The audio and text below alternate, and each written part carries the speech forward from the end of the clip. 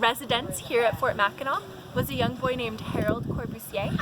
He was the son of the post surgeon and lived up there in the hill quarters. And on his 10th birthday, Harold received a journal from his parents. So his first entry starts, "I am 10 years old today."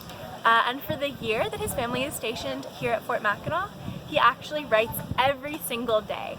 So entries are anything from very poor weather today, just kind of written over and over and over many days in a row during the winter here, to writing about different adventures he has on the island. So Harold writes about ice skating all the way out to Round Island here in the harbor in the winter.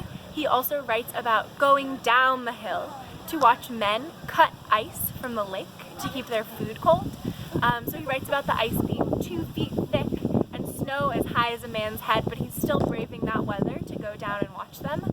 And after they're done cutting the ice, they haul it away back to their homes on dog sled.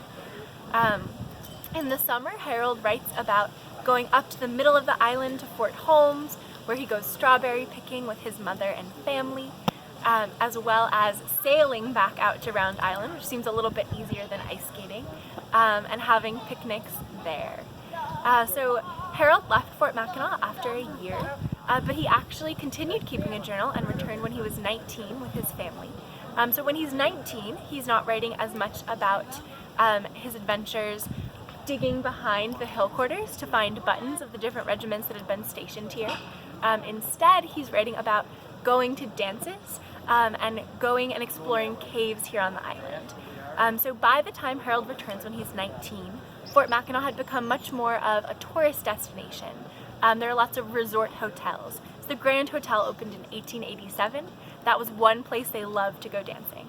And Harold is writing about instead of, his adventures watching men in their dog sleds, all the young ladies that he's dancing with here at these occasions. His mother Fanny keeps a diary as well throughout all this time, and she's writing a little bit more poking fun at the people she meets at the dances. So a lot of them are industrialists from Detroit who've made millions, and she calls them the smart set, but she still enjoys those evenings, summer evenings, listening to the big bands and watching her family enjoy themselves.